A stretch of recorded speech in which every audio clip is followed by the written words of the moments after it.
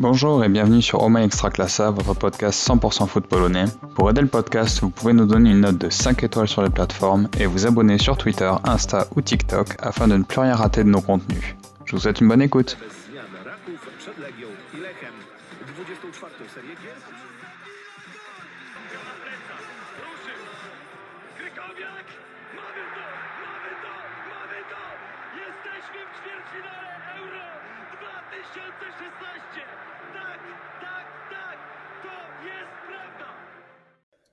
Et salut à toutes et à tous, Jak mówi Paulo Souza, dzień dobry to everyone.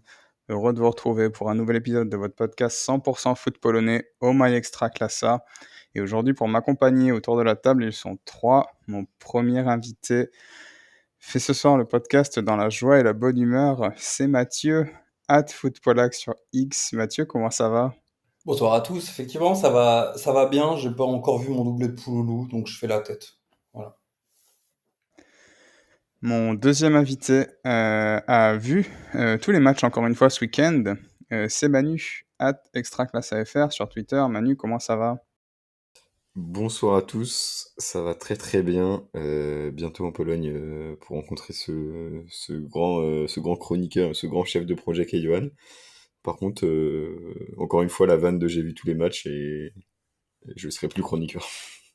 Et mon dernier invité, c'est Yo du comité des Yo qui a vu son Ler Poznań gagner contre... Ah ben non, oh ben ils ont pas gagné, oh ben ils ont fait match nul. Yo, Ler Poznań FRA sur Twitter. Yo, comment ça va?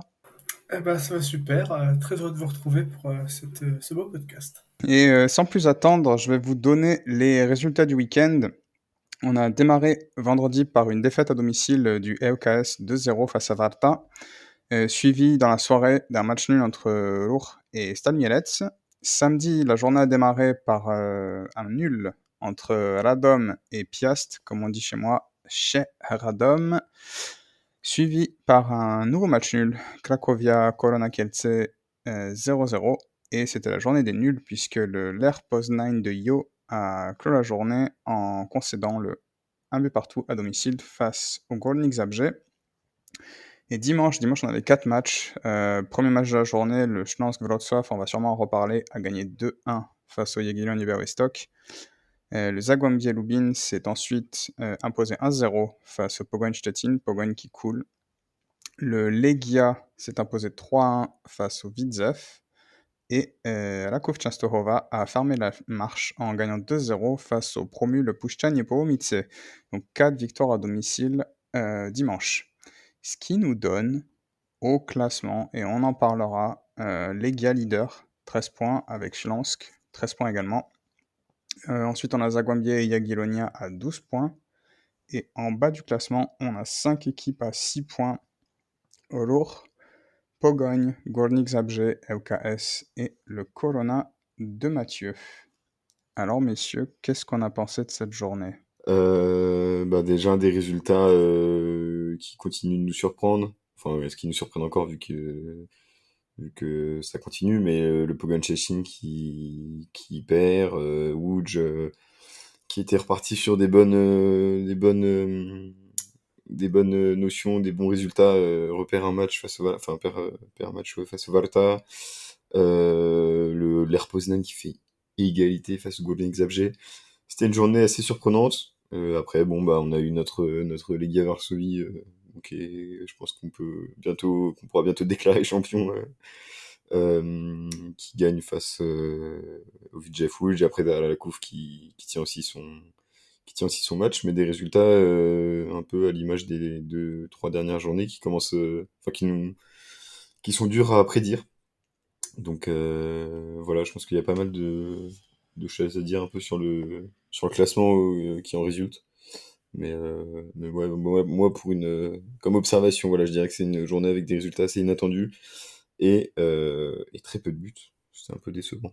Bah, ce qui me surprend surtout, c'est le Śląsk et Jagiellonia, parce qu'on s'attendait à avoir un duel de haut de tableau après cette journée, pas sûr, surtout entre ces deux équipes. Donc assez surpris de les voir aussi au classement. Après, ouais, Pogoń qui coule encore. On les sentait bien pourtant. En début de saison, on se disait, bon, pourquoi pas, maintenant, il faut qu'ils soient top 3 au moins, quoi. Mais là, ça m'a l'air d'être bien, bien compliqué. Et puis le LER qui stagne. Je pense qu'on va avoir droit à une saison un peu compliquée de notre côté, malheureusement. Mais je sais pas ce que t'en penses, pardon, Johan, mais est-ce que parce que j'ai pas vu les matchs moi du Pogone récemment, mais le Pogone, ces résultats là, est-ce que c'est en grande partie avec l'absence de Stipitza et donc le gardien catastrophique qui est bien Kwebia- Kibianiuk, je sais plus trop exactement. Donc le jeune gardien remplaçant qui, j'ai l'impression, fait vraiment des matchs compliqués, pas fou du tout, surtout. Bon après moi j'ai vraiment en tête le match aller contre le club de Bruges où c'était vraiment une honte. Mais où est-ce qu'il y a aussi un problème offensivement et tout ça? J'ai l'impression que Grosicki est, parce que j'ai vu une toute petite partie du match là ce week-end et j'ai l'impression que Grosicki est un peu faiblichon là sur son aile gauche. Est-ce que pour toi il y a un problème global ou c'est vraiment là il y a un souci est-ce qu'il y a un souci défensif? Enfin je sais pas lequel d'entre vous a vu le plus les matchs du Pogone récemment. Mais j'aimerais bien avoir une réponse à cette question parce que c'est bizarre, enfin cette chute d'un coup. Ça commence à faire un moment là, mais Bah, on les a vus tous les 3. Je pense que celui qui les a plus vus, c'est Yo. Mais on les a vus tous les 3 à Łódź. Et je pense déjà, alors pour leur défense, c'est une équipe qu'on a complètement guignée, puisque comme d'habitude, quand on dit du bien de quelqu'un ou d'une équipe, après ça va mal. Donc je pense qu'on avait dit du bien de Stettin il y a peut-être 2-3 épisodes de ça. Et donc fatalement, bah, voilà, ils sont tombés. Moi, je mets quand même une bonne part sur le gardien, parce qu'il fait quand même quasiment au moins une bourde à chaque match. Il me semble que là, j'ai pas vu le match, mais j'ai regardé le résumé. Et il me semble qu'encore une fois, le but, je crois que c'est une tête qui touche la transversale, il a récupéré à l'intérieur du but, un truc comme ça, bref. Encore pas génial, quoi. Bah ouais, c'est sûr qu'ils sont décevants. On s'attend pas à ce qu'ils soient aussi bas. Malgré les matchs européens, on peut se dire qu'ils sont peut-être un peu fatigués, etc. Mais c'est surtout qu'ils se reposent encore beaucoup sur Grosicki et sur Koulouris. Et s'ils n'arrivent pas à leur passer le ballon, bah, en attaque, ça stagne de beaucoup. Là, sur le match, ils ont fait que 7 tirs et ils ont fait un seul tir cadré. Donc vraiment, ils tirent pas du tout au but. Pourtant, ils ont 49% de possession, donc on pourrait penser que bah, voilà, ils arrivent quand même à créer quelque chose. Mais même en attaque, ça stagne beaucoup et du coup, bah, ils n'arrivent pas à marquer. La défense, elle est pas ouf et donc forcément, à la fin, bah, ils perdent les matchs, quoi. est-ce que c'est ce problème là enfin de milieu de terrain, enfin de balle donnée à Golfsitski, c'est pas dû au fait du départ de Wengowski? Parce que est-ce que je me rappelle plus quand est-ce qu'il est parti exactement, mais est-ce que les résultats là commencent pas à suivre depuis son départ? Les mauvais Et il résultats. est parti la semaine dernière, mais entre-temps, il y a eu 2 matchs, puisqu'ils avaient le match en retard face Il a, à Schlansk qu'ils ont joué. et il les a joués ces matchs? Non, non, non, non, donc il a raté 2 matchs. Non, il est parti il y a un moment. Euh, Elle est partie qu'il y a une semaine, hein. Si, Il y a qu'une semaine, Wengowski? si notre Ah oui, Guéluron, je confonds, Mathieu, ouais, peut nous pardon, confirmer ça, il me semble qu'il est parti il y a une semaine. je confonds avec Kovalchik, qui est parti à Houston. Ouais, ouais, c'est vrai qu'ils ont perdu Kovalchuk aussi. Peut-être le départ des deux, qui étaient deux jeunes, enfin, qui étaient quand même assez électriques dans le jeu du Pogogne, assez dynamique. Peut-être que ça joue pas mal. Et même au niveau du collectif, parce que c'était deux joueurs qui étaient assez ancrés. Enfin, moi, je me souviens de quand j'avais vu les vlogs, c'est vraiment ma seule rêve, quoi. Mais quand j'avais vu les vlogs de pré-saison, on les voyait énormément en termes d'animation de l'équipe, à faire des vannes et tout ça. Donc, peut-être qu'il y a aussi une atmosphère dans les vestiaires qui a un peu diminué. Je sais pas. Ouais, c'est possible aussi que voilà, tu prends une branlée en Coupe d'Europe, après tu perds à Łódź à la 97e, ça doit encore faire une bosse sur la tête. Je pense peut-être que mentalement, ils ont un peu plus de mal, quoi. En plus de ça, on y reviendra après, mais ils tombent sur un Schlansk qui sont en mode mort de faim, je pense, en ce moment. Mathieu, notre Guéluron, tu veux toujours pas intervenir? Si je peux dire deux, trois mots. Sur le point, je pense que vous avez raison. Il y a certainement plusieurs facteurs. Johan, t'en as parlé. Il y a eu la Coupe d'Europe, le fait de prendre une branlée 5-0 à la Gantoise. Je pense que ça a pas aidé. Manu l'a dit. Il y a Wengowski, il est peut-être parti il y a une semaine et demie, mais À sa place, c'est Gorgon. Gorgon, c'est un petit peu, c'est quand même pas créativement ce que pouvait proposer Wengowski. Vous avez aussi parlé du gardien. Je pense que c'est un point important. Stipitza, il y a un gros problème avec Stipitza qui a été blessé. Le staff médical a dit qu'il pouvait reprendre, certainement. Lui a dit non, moi je le sens pas, je sens toujours ma blessure, etc. Et maintenant, il a été envoyé en réserve parce qu'il n'a pas voulu rejouer. Donc Manu parlait de l'ambiance aussi dans le vestiaire. Je pense il y a un tout, une sorte de voilà, tous ces éléments les uns dans les autres, avec un vestiaire qui a pas l'air très sain. Il y a des choses qui se passent derrière, etc. Et on a un Pogone qui tire plus dans le même sens. Et en plus, comme tu le disais, Johan, il tombe sur des équipes face à Łódź, ils perdent à la 97e, 98e. Le Schlandsk en ce moment, le Schlandsk, c'est un peu l'épouvantail qui joue sa vie, qui joue sa peau, et on en reparlera. Voilà. Je pense que c'est un tout, et je sais pas ce qu'il va falloir qu'ils changent de leur côté. Peut-être que ça va leur faire du bien cette trêve internationale. Ça parle déjà peut-être de virer l'entraîneur, etc. J'ai lu des articles. Je sais pas, mais je pense que s'il continue dans ce chemin-là, avec cette mentalité-là, avec cette motivation-là, parce que même sur le terrain, enfin, Grosicki est pas à son niveau, malgré le fait qu'il soit appelé en sélection, alors que finalement c'est le début de saison le moins bon qu'il a fait au Pologne. Ça explique pas tout, il y a vraiment beaucoup de facteurs. Voilà, c'est dommage pour le Pologne. Après, ils sont pas très loin, enfin, ça va pas très bien, mais au classement, ils sont 15e, hein, mais ils ont 6 points, la 8e place, enfin la première partie de tableau, et qu'à 3 points, ils ont peut-être un match, ils ont pas, s'ils doivent avoir un match en retard. Donc voilà, beaucoup d'éléments du côté du Pologne, et on verra après la trêve. Ouais, ça fait plaisir en tout cas de. Parce qu'on le disait, on l'a beaucoup dit l'année dernière, on le disait un peu en début de saison, mais c'est un club qu'on trouvait justement sexy sur les bords, voilà, on sentait qu'il y avait un bon truc, il y avait une belle. Il y avait de l'avenir et tout, et ouais, de voir ça, je trouve que c'est vraiment. Moi, je pense que c'est vraiment ma grosse déception de ce début de saison. Et voilà, je pense qu'on a à peu près fait le tour sur le Pogba. Ouais. Je sais pas si tu veux rajouter un truc.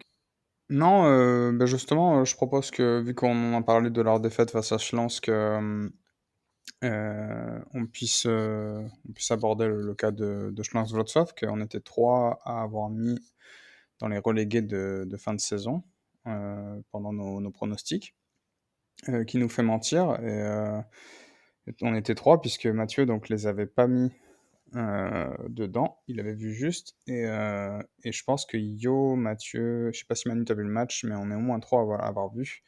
Et ce Ouais, qu'a j'ai vu, ouais. transpiré ah, tu l'as vu aussi, bon bah, donc vous en avez pensé quoi de ce match? Bah, c'était un beau match. Exposito qui marque encore. Ça fait quoi, son cinquième but ou sixième but cette saison, je crois. Sixième Sixième but, but, ouais. ouais. Voilà, encore en 7 matchs. Voilà, le Chance qui a pas besoin de beaucoup d'occasions pour marquer. Ouais, ils ont fait 4 tirs cadrés hier, ils en ont mis 2 buts. Ça a pas trop la possession de balle, mais après, ils se reposent beaucoup sur leur défense. Bien capter les ballons et bien ressortir propre. Puis jouer en contre-attaque, lancer Exposito devant, puis le laisser faire un peu ce qu'il sait faire. Puis Aguilonia, je trouvais un petit peu moins bien. Je trouvais qu'il jouait mieux les matchs d'avant. J'ai vu Imas qui s'est beaucoup énervé aussi près de l'arbitre, qui n'était pas forcément trop dans son match, donc ça n'a pas dû les aider non plus. Mais voilà, c'était je pense, le meilleur match au niveau du jeu de la journée. Je suis d'accord avec toi, Yo, surtout. Ouais, la possession, comme tu le dis, ils ont genre 20% de possession, je crois, le Schlonsk. Mais sur les 20% de possession, ils ont plus de tirs cadrés. Les occasions étaient beaucoup plus franches. Et comme tu le disais, il y avait tu disais que tu parlais d'Imas qui était peut-être pas trop dans son match, qui allait souvent voir l'arbitre. Bon, l'arbitre qui fait un match peut-être un peu, je trouve sur certains, surtout le début de match où il donne des cartons un peu n'importe comment. Enfin, j'ai trouvé. Et il y avait aussi l'ailier gauche, Naranjo qui était aussi vraiment pas trop dans son match. Et j'ai trouvé ça dommage parce qu'en fait, moi, il y a un joueur que j'aime beaucoup là au Yaga. Au Yaga, c'est Marchuk. Et que j'ai trouvé vraiment. Bah, il me faisait. il était vraiment, il était à fond dans le match, il a couru partout, il a fait vraiment des belles actions sur son aile droite, des belles récup de balles et tout ça. Mais souvent, il se retrouvait tout seul ou alors il faisait un centre peut-être un peu raté. Mais j'ai trouvé ça, enfin le Yagiellonia, pardon, a manqué je trouve de qualité dans ses passes, enfin dans son jeu long et tout ça. Et du coup, ils avaient beaucoup la balle, mais ils trouvaient pas le chemin le chemin de la surface en fait, enfin les points dans la surface. Du coup, le Schlonsk a été vraiment bon, surtout mentalement en fait. C'est là où il y a une énorme différence avec le Schlonsk de l'année dernière, et c'est là où je pense qu'on a tous été surpris. Et on disait tous qu'ils allaient être relégués alors qu'au final ils sont mal partis pour. C'est que je trouve que mentalement ils sont beaucoup plus dans les matchs. Il y a des très beaux jeunes, il y a Beiger, Joukowski. Il y a vraiment un bel effectif qui s'est construit. Enfin, je pense que voilà, il y a ce truc de vas-y, on se bat cette année, on se bat, on joue. Et après, je pense que bon, je suis nul en analyse d'entraîneur et tout ça, de tactique, mais je pense que le Maguera de Mathieu apporte aussi quelque chose de très positif à ce Schlons. Donc, ouais, voilà. Mais c'est vrai que tu as raison, c'était un beau match où il y avait pas mal de jeux quand même. Je pense que vous avez dit pas mal de trucs que je voulais évoquer aussi et que je trouve intéressants. Enfin, contrairement à vous, au début de la saison, j'avais dit le Schlonsk. Bon, j'avais aussi dit le Jagiellonia, effectivement. J'en reparlerai, mais j'avais dit le Schlonsk. Attention, c'est Maguira. Il connaît la maison, il est là. Il aime aller chercher ses cornichons dans les champs. Il va faire quelque chose. Il va nous faire un beau bocal de Ogurki. Et il a déjà réussi à sauver le club l'année dernière. La mayonnaise peut prendre. Alors la mayonnaise a mis un petit peu de temps, c'est une mayonnaise un petit peu instable, il y a peut-être un petit peu trop de jaune ou pas assez de moutarde, mais pour le moment on voit quelque chose d'intéressant, tu le disais Manu, avec des jeunes, il se permet même le luxe de laisser Boris sur le banc, qui est quand même un jeune qui a énormément de talent au milieu, qui est très jeune, mais qui a énormément de talent. Pardon. Et d'avoir un jeu qui est quand même, pour le moment, de mon point de vue, un petit peu très exposito-centré. Tu le disais, Yo, très peu de possession. Je crois qu'on doit être à 25% de possession sur la première mi-temps côté du Schlonsk. Et un Exposito qui a déjà 6 buts, 2 assists. On le voit partout. Il est à gauche, il est à droite. J'ai une action en tête où il fait un centre à la 77e, 78e, où il fait un centre, il est sur le côté droit, il fait un centre du gauche pour Schwartz qui finalement arrive pas à reprendre la balle parce qu'il y a une très bonne intervention de Sasek. Sasek qui est plutôt un joueur aussi intéressant du côté du Jagiellonia d'ailleurs, l'arrière droit. Mais il est un petit peu partout. Après, il marque un vrai but d'attaquant du gauche, bien lancé, etc. au début. J'ai un petit peu peur de ça, effectivement, comme Vdovic aussi, qui fait un très bon début de saison, hein, qui marque un penalty. Penalty, tu le disais, Manu, ou tu le disais, Yo, je me rappelle plus, mais peut-être un penalty un petit peu léger. On sent que l'arbitre a été un petit peu, je sais pas, un petit peu dur sur ce match quand même, sur les penalties et les cartons. Mais c'est un Schlons qui donne envie, mais pas trop. Voilà. Mais qui est là, qui est présent, et qui est dans les trois premiers. La mayonnaise prend. Va falloir voir sur la durée, va falloir voir après la trêve. Le Jagiellonien, je trouve, et peut-être que Johan le dira, mais je trouve que et Yo le disait aussi de Imaz qui s'énerve, etc. Je trouve que tactiquement, la première mi-temps, qui n'était pas la plus belle, la deuxième mi-temps était très très belle, effectivement, c'est un des plus beaux matchs de la journée. Mais tactiquement, c'était au point, le Jagiellonia. Mais par exemple, Imaz, devant, des fois, je l'ai trouvé vraiment seul parce qu'il est là, il essaye d'orienter le jeu, il essaye en même temps d'aller marquer, etc. Et justement, c'est intéressant parce que quand j'ai regardé le match et que je vois Pouloulou qui rentre, alors c'est pas parce que je dis il faut que Pouloulou marque son doublé, hein, mais Pouloulou a apporté quelque chose au niveau physique et a apporté aussi cette aide et ce soutien, cette épaule à Imaz devant. Et c'est le moment finalement, malheureusement, où Jagiellonia joue beaucoup moins bien, peut-être à cause d'un déséquilibre.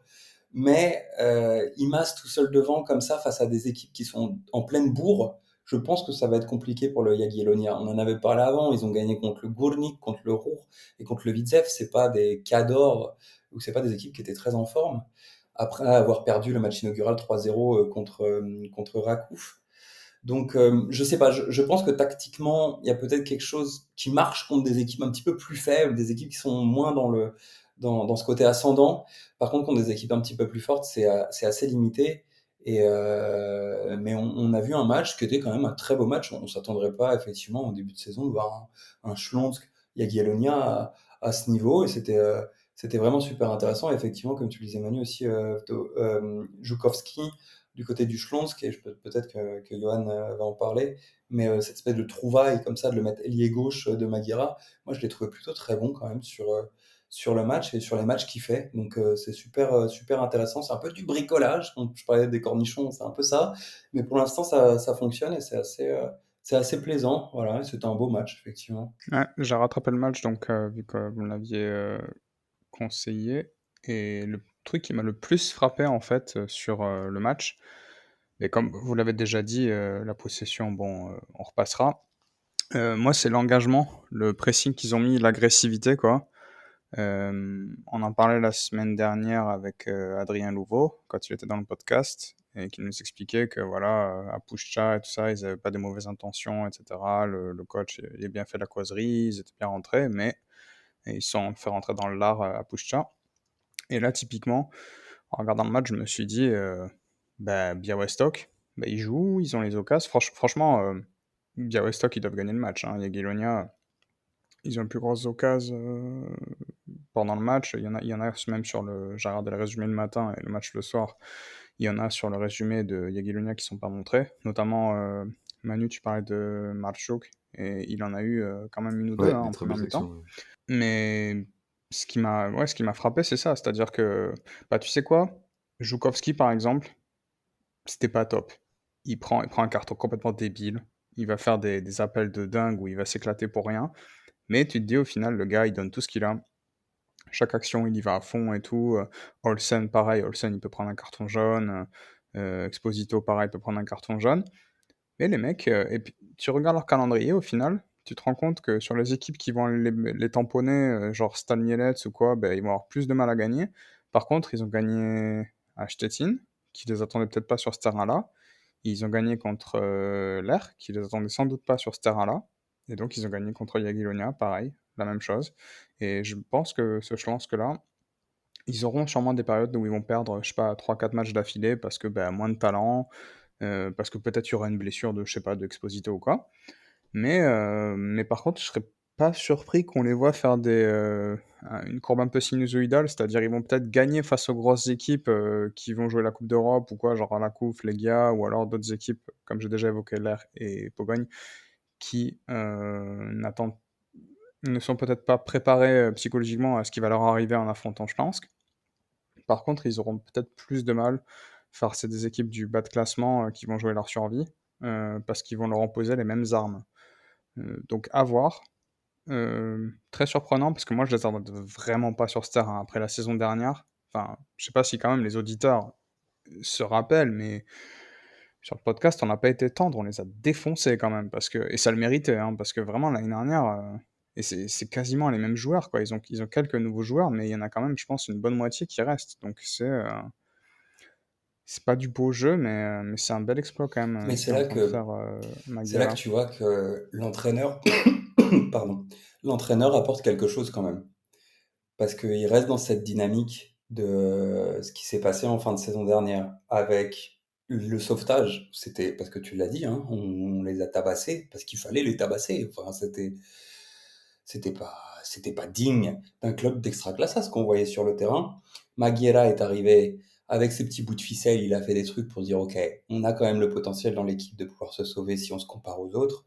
Et il a continué dans cette voie-là. C'est quelqu'un qui est un meneur, toi qui aimes aussi, par exemple, Vukovic. Je pense qu'on ne parlera pas du match du Piast de ce week-end face à Radom. Mais c'est un petit peu. Alors, je ne compare pas à Maguera à Vukovic parce que Maguera a eu beaucoup plus de résultats. Vukovic a une carrière beaucoup plus récente.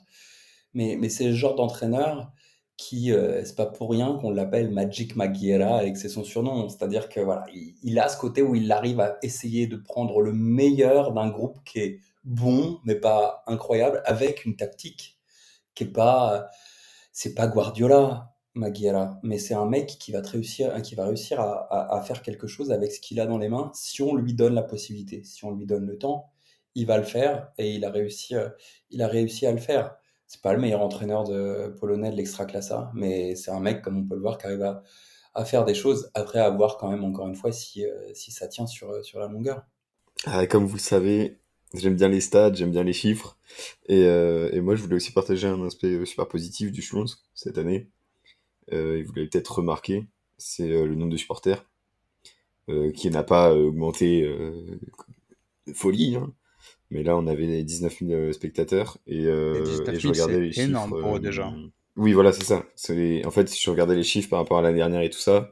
Et en fait, là, on est sur une moyenne en 3 matchs de 18 000 spectateurs, alors que l'année dernière, sur tous les matchs, on était à 10 000.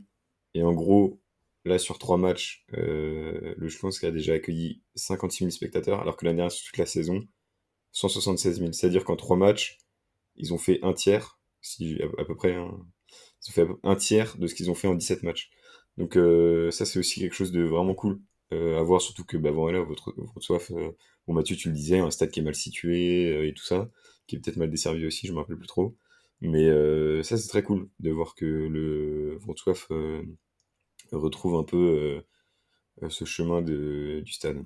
Voilà, Et puis t'as raison, Manu, hein. tout ce que j'avais rajouté. Non, mais t'as raison, en plus de rajouter ça, c'est important parce que il y a quand même un potentiel à Wrocław d'avoir des gens au stade. Enfin, quand ils sont champions, le stade il est plein toute la saison, hein. Quand ils font cette saison où ils sont champions, c'est Johan, vu que toi t'es bon dans les statistiques et l'historique, c'était la saison 2013-2014? Non, je me rappelais plus.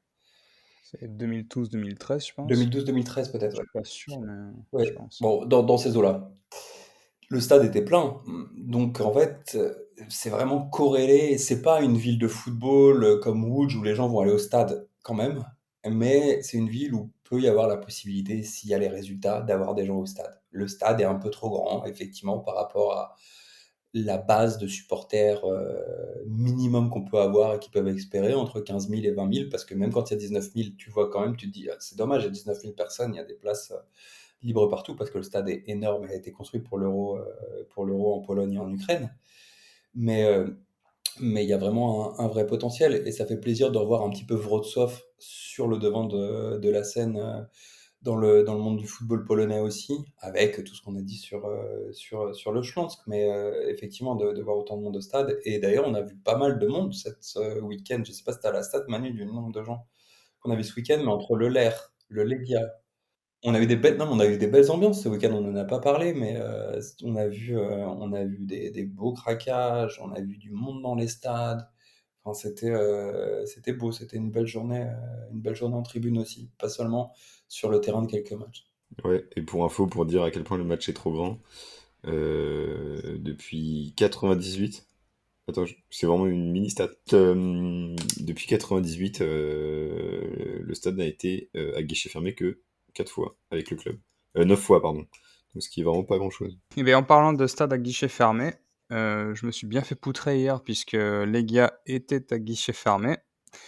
Et je vous propose qu'on passe sur le match de Legia, donc face à Widzew, qui était un match intéressant, pas forcément dans le jeu, mais intéressant à analyser. Mathieu, tu nous disais Legia poussif, hein. Bah, les gars poussifs, et j'ai envie de dire les gars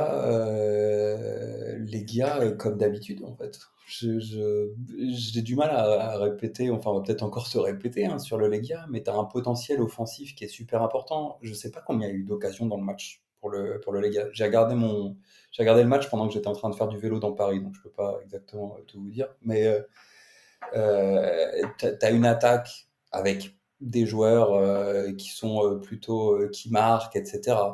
On a vu énormément d'occasions. Euh, on a vu un Widzew qui n'a pas énormément existé sur quelques contres, etc. Ok, mais c'était un Widzew pauvre. J'avais l'impression au bout d'un moment de revoir le match face au Corona, en fait, de me dire, le Legia, ils vont encore choke parce qu'il y a un mec qui va faire une dinguerie, comme Jan Ješček a fait la dernière fois. Et ça, tu vas faire un match nul débile comme l'année dernière, le 2-2, ou qu'il y a eu aussi à Varsovie entre le Legia et le Widzew. Bon, finalement, ça s'est mieux passé que contre le Corona, et enfin, c'est mieux passé que l'année dernière. Et,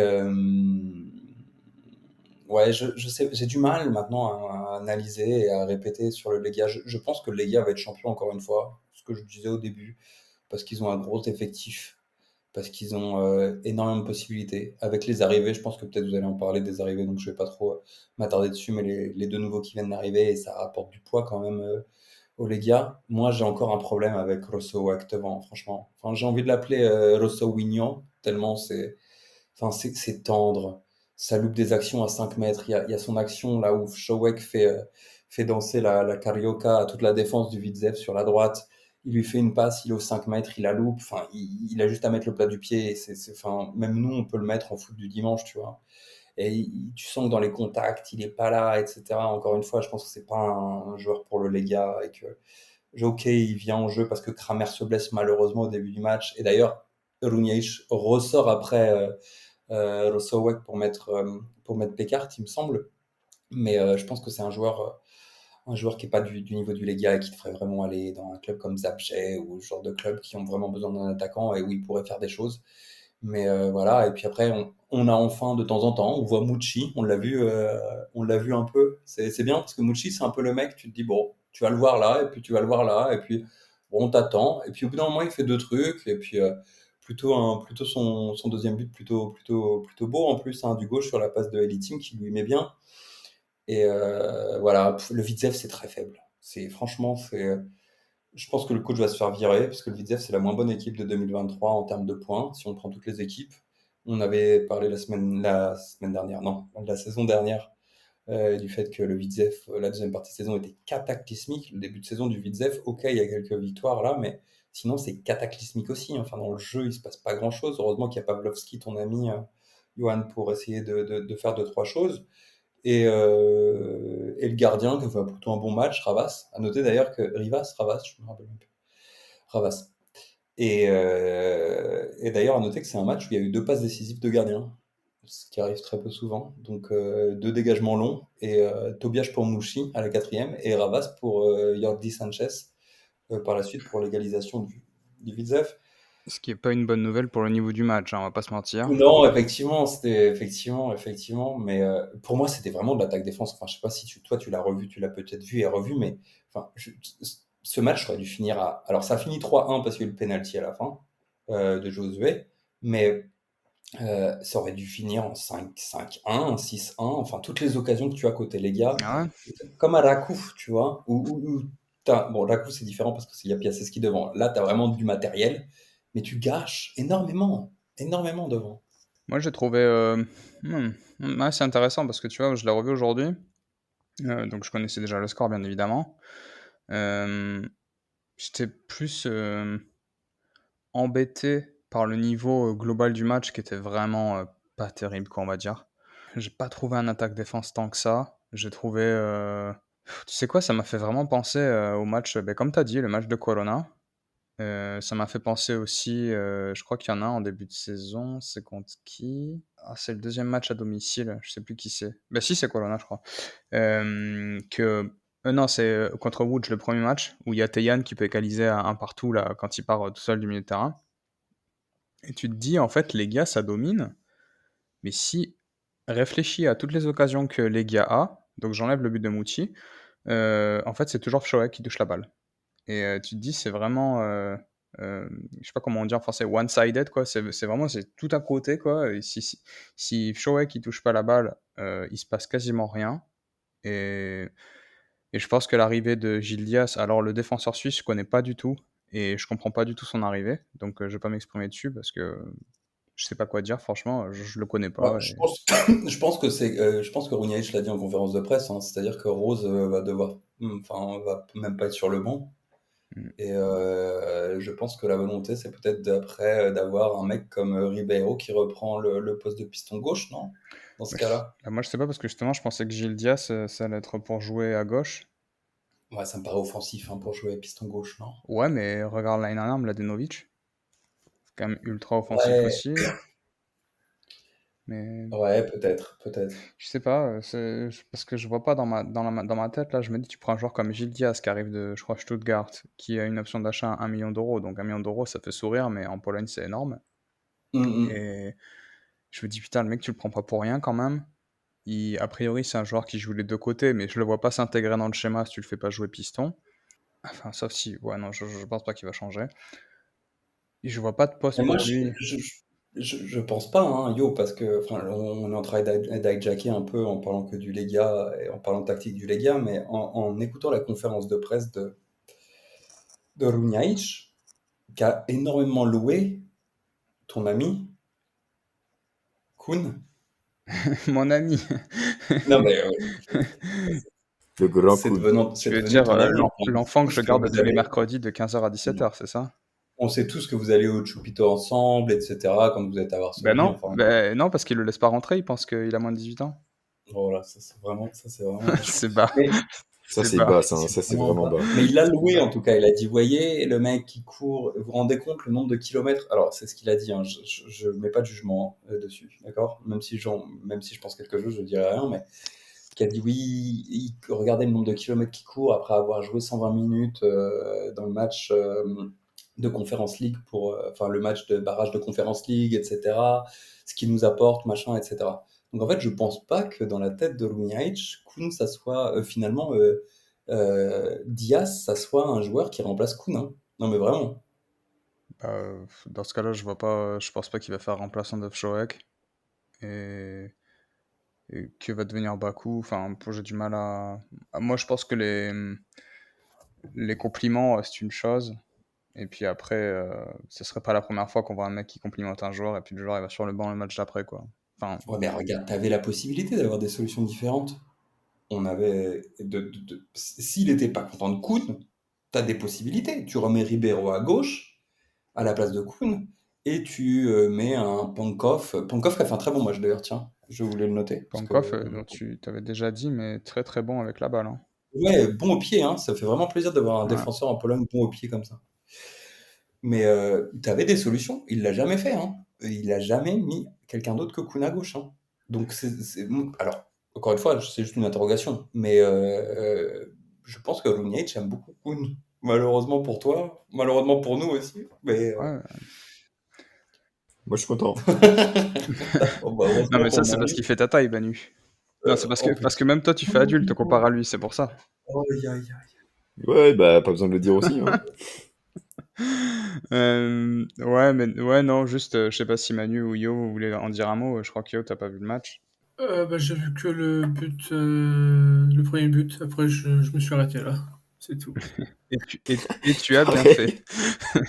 Non, franchement, enfin, pour moi, hein, personnellement, il n'y avait pas grand-chose à voir et je reste sur ce que je dis depuis des semaines. Si on regarde le calendrier de les gars, ils ont joué les 3 promus, Corona qui est dernier et Widzew, dont on dit semaine après semaine qu'il y a un truc qui va pas dans ce club. Si on peut faire 2 minutes sur Widzew, puisque Mathieu t'en a déjà parlé un tout petit peu, mais franchement, il y a mieux à faire. Je suis désolé, on peut parler. J'ai pas regardé en détail leur mercato, mais Pas beaucoup, hein. Pas beaucoup de transferts, hein. ouais. Pas beaucoup de départs et Et tout ça, pour hein. moi, je regarde leur équipe, je me dis putain, mais il y a quand même mieux à faire, quoi. Parce que eux, ils ont un attaquant. Euh, Deux attaquants même. Ouais, non, mais je veux dire, ils en ont un. Jordi et Pavlovski Ouais, non, je sont veux dire, tous les Jordi, deux lui, il très met des bons. buts, quoi, tu vois. C'est pas le EUKS qui a Ouais. plus de mal à mettre des Mhm. buts, machin. Jordi, lui, il met des buts. D'ailleurs, c'est Mhm. lui qui les fait gagner contre EUKS. Donc là, il les relance contre les gars, tu vois. Lui, il peut mettre des buts. Après, il est soutenu. T'as, comment il s'appelle donc, t'as Pavlovski derrière. Au milieu, t'as l'Espagnol, là. T'as le frère de Kun, par exemple. Il joue même plus dans. Il me semble qu'il est sur le banc maintenant dans cette équipe, alors qu'il était titulaire l'année dernière. T'as Matteo Gelo, par exemple, qui est sur le banc en défense. Enfin, je veux dire, il y a quand même. Pour moi, il y a mieux à faire. Je me demande si leur coach, là, qui était. Peut-être, je sais pas. Peut-être qu'il faut changer l'entraîneur ou quoi. Mais il y a un truc qui va pas dans ce club. C'est pas possible.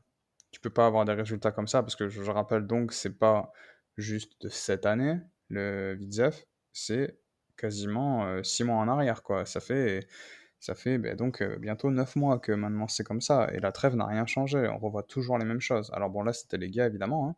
Mais contre EOKS, que les gens regardent le match, Widzew qui gagne, c'est un petit miracle, hein, parce que EOKS les domine.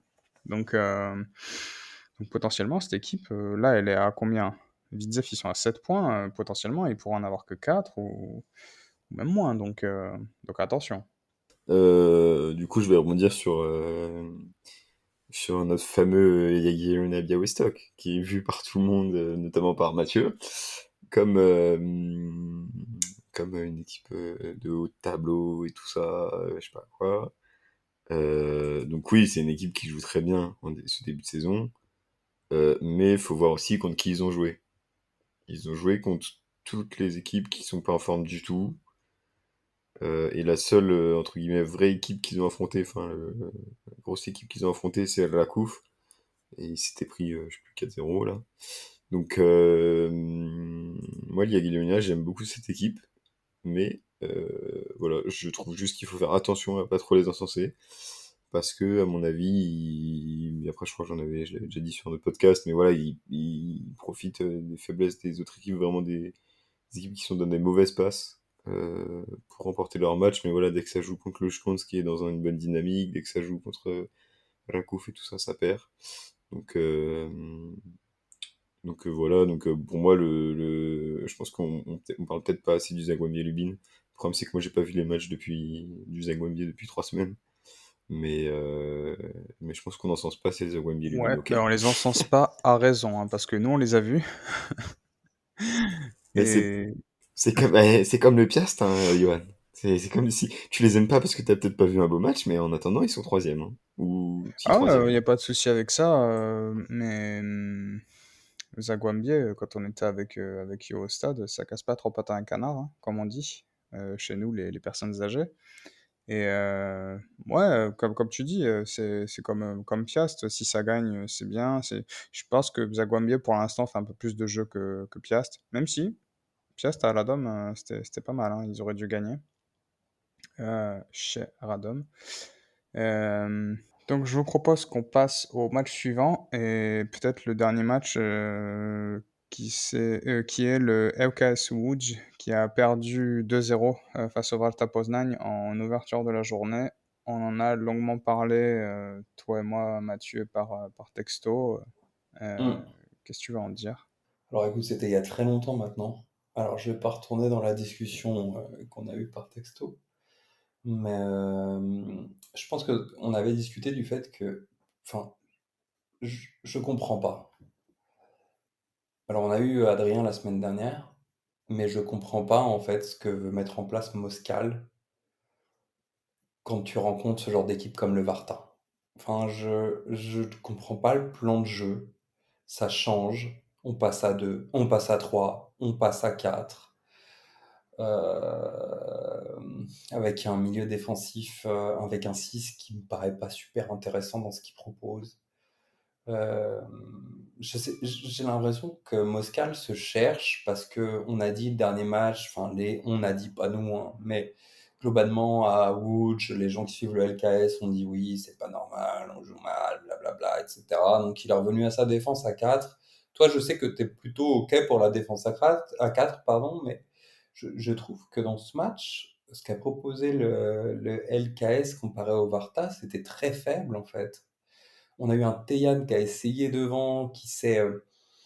Effectivement, on dit beaucoup de choses sur Tejan, que blablabla, Tejan, moi le premier, hein, je vais pas mentir. Mais qui a vraiment physiquement essayé de se débattre pour avoir la balle, de- d'apporter ce combat physique devant finalement, qui lui laisse très peu de place pour essayer de faire quelque chose de bien devant le but, parce que le mec il est rincé au bout d'un moment. Après, tout ce que tu disais, et peut-être en parlera plus que moi, mais d'avoir Piroulo et Ramirez ensemble, est-ce que ça fait du sens ou pas? Enfin, je vais te répondre sincèrement, j'ai du mal à comprendre ce que veut faire Moscal dans cette espèce de volonté de beau jeu, etc., de bien sortir la balle, etc., face à ces équipes comme le Varta, qui te tapent. Alors ça va être bien dans le podcast parce que ça va claquer, les gens ils vont enlever leurs écouteurs d'un coup, mais Tu m'as réveillé là. qui viennent et qui t'agressent, qui sont là, qui sont présents, ils viennent pas pour faire de la figuration, ils viennent pour te rentrer dans l'art et dire putain, de toute façon, moi aussi je dois me battre pour rester en extraclassa, je suis le Valta Poznan, j'ai pas le temps de, même si je joue pas mal, mais j'ai pas le temps de faire ton truc, etc. Super léché, on a l'impression que c'est de la peinture de la Renaissance que Moscal veut faire dans une espèce de cave vide. Et c'est ça le problème en fait. C'est-à-dire que je comprends pas. Alors peut-être que Johan, toi, tu as une autre vision par rapport à ça, mais j'ai vraiment du mal à comprendre dans le genre de match que Moscal veut. Enfin, je le comprends, mais je comprends pas quel est le but à la fin. Moi, je pense enfin, je suis plutôt de ton côté, je pense qu'il s'est trompé. Je pense qu'il s'est trompé dans sa compo, notamment. Bon, alors je suis désolé, je vais reciter ce qu'Adrien a dit la semaine dernière, qu'il voyait pas Oti comme un numéro 6. Et je pense qu'on était tous d'accord là-dessus de toute Ouais. façon. Mais il se trouve qu'il a mis Oti en numéro 6 à côté de Mokjetski. Mhm. Et alors, Adrien a vu le match du bord terrain. Moi, j'ai vu le match de la tribune de presse qui est tout en haut du stade. Et toi, Mathieu, tu as vu le match De la euh, télévision. de la télévision. Donc, on a 3 vues différentes. C'est ça. Donc, je vais pas dire ce qu'Adrien m'a raconté après le match, mais il y avait des trucs sur lesquels on était d'accord, d'autres on n'était pas d'accord et tout. Pas forcément en contradiction d'ailleurs, plus en complémentaire parfois. Une vision différente. Moi, ma vision, c'était que Moscal s'est trompé. Oti en numéro 6, je trouve pas personnellement que ça apporte quoi que ce soit. Plus haut, d'ailleurs, toutes les occasions de EOKS pour moi, c'est quand il était plus haut. La profondeur, c'est lui qui l'a trouvé la plupart du temps. Il a plus soutenu Tejan quand Tejan était tout seul. Il était vraiment esselé quoi, devant. C'était vraiment compliqué, surtout le début du match. Et puis, il y a un gros problème en fait de. Comment dirais-je quand Oti n'est pas dans la ligne d'attaque, je pense qu'il manque de physique. Parce que c'est arrivé plusieurs fois durant la première mi-temps que EOKS veut sortir la balle, mettre un long ballon ou une passe plutôt longue sur Piroulo ou Dani Ramirez, qui se sont pris directement un énorme coup de bambou derrière la tête par les défenseurs centraux de Varta. Et bah voilà, quoi, le problème il est là, quoi. C'est-à-dire que bah, tu vas à la guerre avec un pistolet à eau. Donc pour moi c'était ça, quoi, le vrai problème. C'est-à-dire que Varta, c'est vraiment l'équipe extraclassa par excellence. Manu les adore, c'est pas pour rien. C'est-à-dire qu'ils font pas forcément énormément de jeux. En revanche, euh, les mecs, il y a rien à dire, quoi. Ils sont là, hein. Bon, là, leur gardien, Lys, il était encore blessé, je crois, parce qu'il était hors de la feuille de match. Mais, euh, mais pour le reste, l'équipe, c'est des mecs qui sont habitués à l'extraclassa la plupart du temps. Et puis là, ils y sont allés, quoi. Ils leur ont rentré dedans. Euh, je veux quand même dire quelque chose. Enfin, moi, je regardais en particulier le match de Miguel Luis pour des raisons différentes. C'est un milieu de terrain. Le gars, il a touché 15 ballons en première mi-temps. Il a fait 10 passes.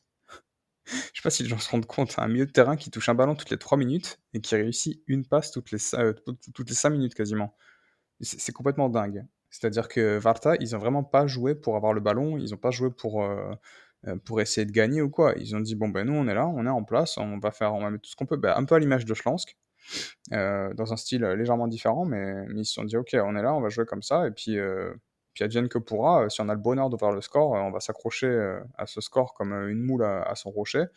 Et puis alors après, la récupération de Miguel Luis en deuxième mi-temps, un penalty 2-0, et puis fin de l'histoire, quoi. C'était... Mais Voilà.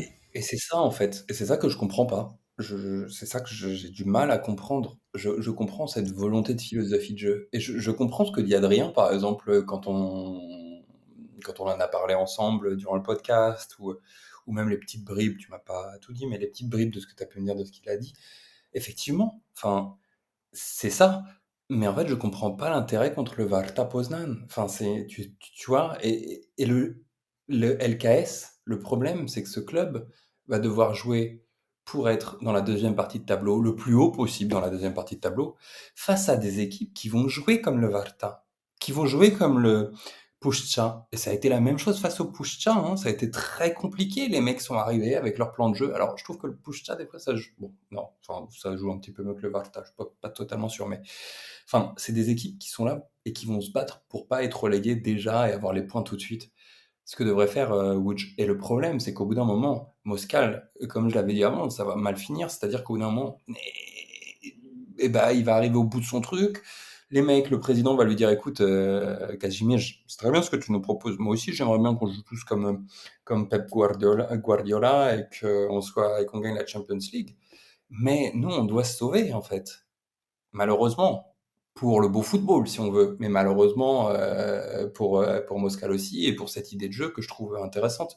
C'est ça que j'ai, c'est ça que j'ai un peu du mal à voir, son côté qui n'arrive pas à être flexible, à s'adapter un petit peu juste à l'équipe qui fait en face. Parce que par exemple, tu peux jouer comme ça contre une équipe qui te laisse beaucoup le ballon et qui va moins t'agresser. Un Rakouf va beaucoup moins t'agresser. Un Legia va beaucoup moins t'agresser, par exemple, parce qu'ils sont là pour jouer au football. Ces équipes-là vont pas le faire. Donc, je sais, on va voir ce que ça donne après, encore une fois, après la trêve. À chaque fois, on dit après la trêve, mais enfin, on verra. Mais j'ai peur pour Moscal à court terme et à moyen terme, qui garde sa place à Łódź, parce que c'est vraiment une volonté de bien jouer. Ça a toujours été une volonté de bien jouer au LKS, et ça, je trouve ça vraiment bien. Mais on a vu dernièrement qu'à chaque fois qu'il y avait cette volonté d'un entraîneur, donc les deux derniers, eh ben malheureusement, enfin les trois derniers maintenant, donc espérons que le dernier ça va pas être la même chose, mais ça s'est mal fini, c'est-à-dire qu'il a été renvoyé en fait. Mais après, juste, je pense qu'on est d'accord du coup. Après, factuellement, et là, Yo, t'as vu la deuxième mi-temps, donc tu vas pouvoir, je pense, appuyer ce que je vais dire. Factuellement, Varta, ils ont une demi-occasion, ils mettent deux buts, parce que ça, c'est une vérité. La deuxième vérité, c'est que donc Wood joue pas mal, et qu'en deuxième mi-temps, Wood, ils ont quand même un paquet d'occasions, hein. Moi, c'est vrai que j'ai pas trop, sur le coup, j'y pensais pas, et puis après, quand j'ai revu un peu le match et tout, j'ai pas fini de re-regarder. Mais la deuxième mi-temps, enfin, ils en ont quand même 4 ou 5 ou. Ouais, ouais, mais je pense qu'ils ont le même problème que le Lair, en fait. Ils n'arrivent pas à marquer. Le Poznan, l'Air Poznan, c'est pareil, on a des occasions devant. On n'arrive pas à marquer. Je pense qu'à Wood, ils ont le même problème. Et puis, du coup, le Varta, qui a, comme tu dis, une demi-occasion, bah, ils savent mieux la gérer. Et puis, ils en profitent, quoi. Ils ont fait que 5 tirs et ils ont 2 cadrés. En comparaison, Wood, ils ont 10 tirs et un seul cadré. Donc, voilà, c'est ce que Varta, ils sont cliniques, on va dire. Et quand il faut marquer, ils marquent, quoi, alors que Wood, c'est compliqué. Il leur faut beaucoup plus d'occasions. Et si tu n'arrives déjà pas à passer le ballon à ton attaquant, c'est beaucoup plus compliqué. Ouais. Ouais, ouais, donc c'est pour ça que c'est un peu compliqué, quoi, parce que moi, j'avais vraiment cette impression-là, du haut du stade, à me dire, ouais, ils peuvent jouer 2 heures, ils marquent, ou 3 heures, ils marqueront pas, ou Valta, ils sont vraiment euh, trop forts défensivement et tout, les retours défensifs, Miguel Luis, et puis l'autre qui est à côté de lui, le capitaine, j'ai perdu son nom. Euh, Ouais, je pense. Qui, les deux, c'était vraiment, enfin, c'était un récital, quoi. Comment ils sont rentrés dans la surface quand il fallait, sur les centres en retrait, comment ils compensaient la montée d'un défenseur, comment ils sortaient énormément sur Oti, et donc ça, c'est quelque chose qu'on voit beaucoup du haut du stade, justement, l'espèce de balai défensif du Varta. Donc c'était assez impressionnant de ce côté-là. Et c'est pour ça que pour moi, donc, c'est de là que je me suis basé, que je me suis fait cette opinion, pardon, sur le fait que Moscal s'est trompé et que je préfère Oti plus haut. Et donc moi, dans cette idée, s'il veut continuer à 4 derrière et et qu'il veut continuer cette idée de jeu, à essayer de bien jouer, machin, tout ça, moi je mettrais un mec comme Adrien au milieu, pas parce que c'est Adrien, mais parce qu'il fait 1m90, qu'il est bon avec le ballon, que donc il peut très bien relancer proprement, il peut prendre tous les ballons de la tête, et ça c'est important, parce que quand les mecs relancent long sur un attaquant ou sur un milieu de terrain et tout ça, lui il arrive, tac, il la prend, parce que voilà, tu mets de la taille au milieu de terrain, c'est pas négligeable. S'il doit redescendre entre les deux centraux, il peut le faire. Donc moi franchement c'est ce que... Mais encore une fois, c'est dans l'idée de s'il veut continuer à mettre la pression sur l'équipe, à faire du jeu, machin et tout, je pense que mettre cet ailier gauche polonais là qu'il a mis, je crois que c'était Shalga ou un truc comme ça, pour moi c'était pas la bonne solution parce qu'il a Oh, chez pas Liga, apporté mais grand chose. bah non, chez Liga, c'était terrible. Ouais, ouais il a pas apporté grand chose, et d'ailleurs il a complètement disparu après le premier but. J'avais même oublié qu'il jouait en deuxième mi-temps, donc c'est pour dire. Bref. Voilà, je, je pense que ça peut être un match fondateur pour Łódź si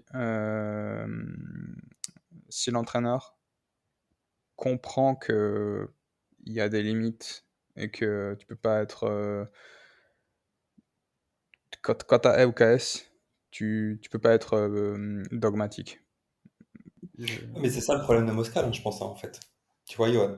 Je pense sincèrement que c'est ça son moi, je le problème. connais pas trop, donc je Parce que Moscal, c'est ça, tu vois, c'est ce jeu, c'est vraiment, c'est parfois un peu dogmatique. Et c'est ça le problème pour moi quand tu veux, quand tu joues.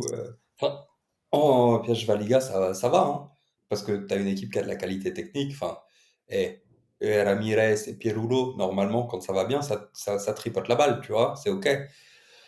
L'Extraclassa, c'est pas la même salade, hein. ouais.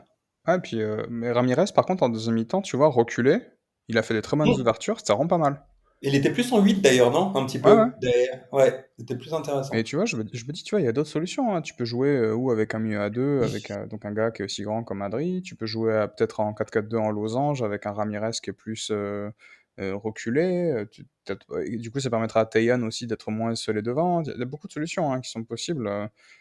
Après, c'est à lui de voir. Nous, on n'est pas entraîneur. Comme disait Adri la semaine dernière, c'est aussi comment il t'anime.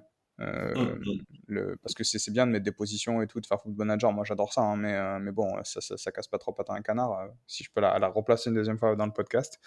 Après, c'est comment tu joues, quoi. Parce que bah, justement, samedi, pardon, quand j'ai vu Znic Ploshkov contre Gornik Wanchna, Wanchna, ils étaient en 4-4-2, mais vraiment à plat. Et pourtant, tu voyais le 10 il redescendre entre les centraux. Tu voyais le. Allez voir le thread d'ailleurs si vous voulez tout comprendre. Je fais la pub. Euh, Tu voyais le 10 qui redescend entre les deux centraux. Tu voyais l'attaquant. Il y en avait un qui était vraiment en fixation. Et puis l'autre qui tournait autour, comme on dit, qui était vraiment à prendre la profondeur. D'ailleurs, c'est rigolo parce que c'était le plus grand des deux qui faisait ça.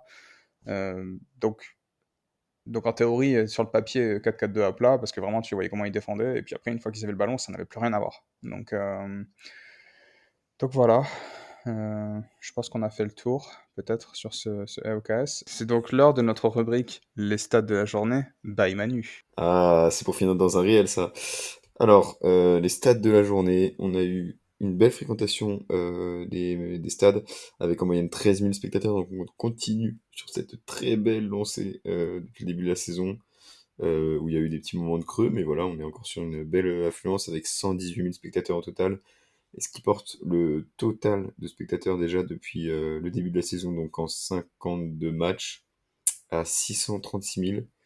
À savoir que l'année dernière, en 306 matchs, nous avions eu 2 600 000 spectateurs, quelque chose comme ça. Donc, je pense qu'on est. Après, c'est encore l'été, hein, donc les fréquentations vont baisser, c'est sûr. Mais on peut espérer une très belle saison dans les stades cette année, et ça, c'est vraiment, vraiment cool. Et pour la petite anecdote, le Śląsk Wrocław est deuxième en termes d'affluence totale depuis le début de la saison, juste derrière le Legia Warszawa. Donc vraiment, ce qui appuie encore une fois ce qu'on disait tout à l'heure sur ce beau début de saison du club. Eh bien, merci Manu pour cette météo des stades.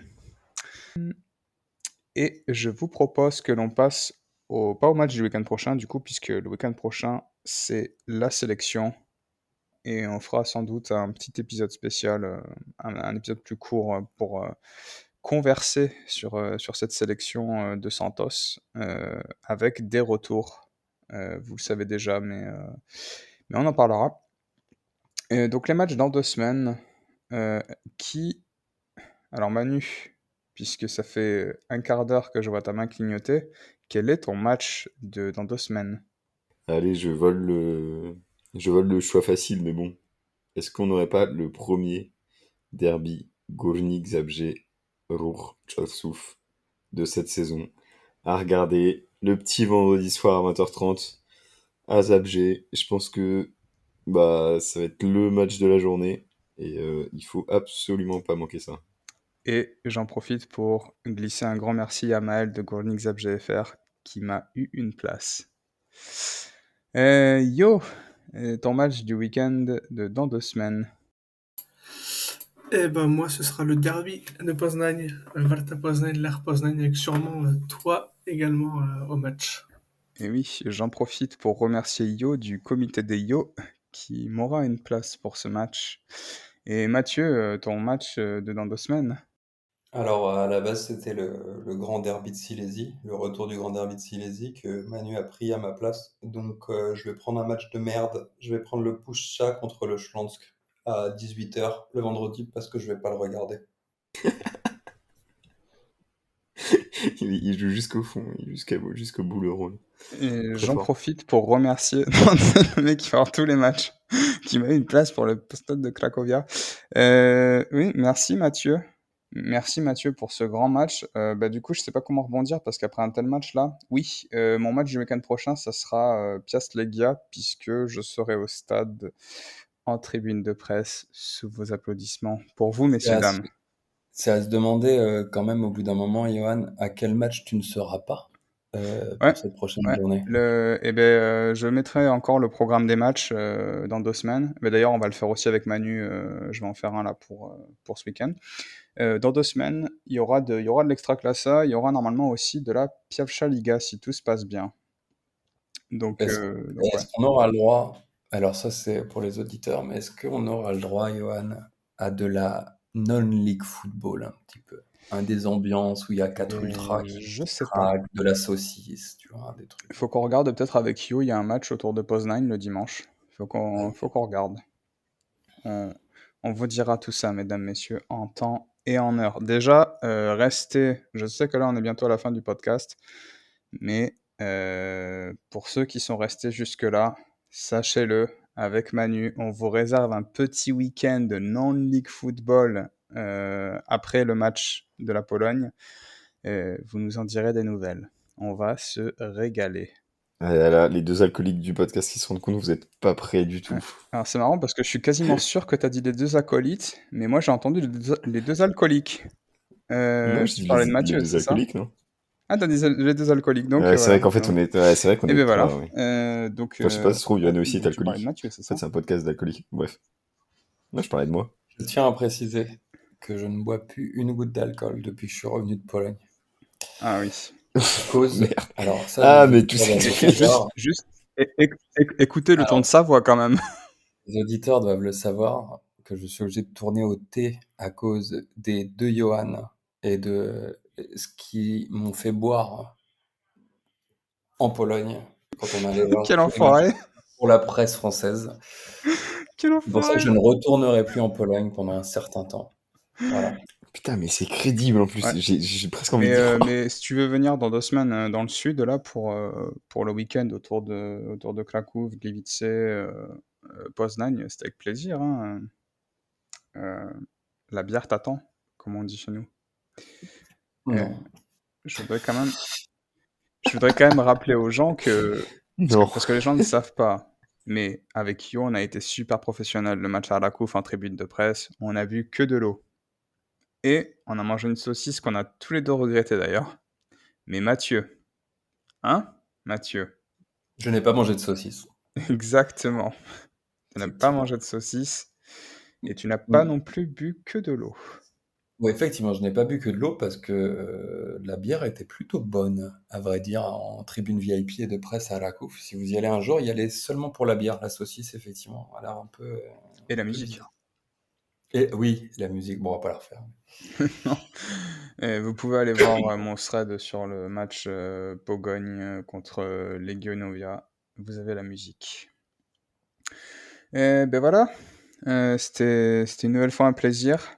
On y est arrivé finalement, après tous les problèmes de connexion qu'on a eu. Et on a fait ce podcast. Je vous remercie, messieurs. Et je vous dis, en temps normal, je vous aurais dit la semaine prochaine, mais là, du coup, je vous dis à demain pour la sélection. Voilà. Et ben, merci Johan pour l'accueil encore une fois. Et c'était un plaisir de refaire un podcast un peu plus classique, comme on a eu l'habitude de faire avant. Et moi, je te dis à demain et à jeudi Et oui, à pour le Stade jeudi. National. On sera en tribune de presse au Stade National de Varsovie. Pas du tout. Eh ben, à demain. Et puis également à sûrement dans 2 semaines pour la suite du podcast. Effectivement, à bientôt. Si vous avez des conseils pour des bons thés, s'il vous plaît, des thés à la menthe, des thés à la camomille, etc., je suis preneur. Et on se revoit plus tard, certainement pour parler de la sélection, mais aussi pour parler du doublé de Pouloulou avec l'Angola dans son match international. Salut à tous. Bez zmian Raków przed Legią i Lechem 24. serię gier.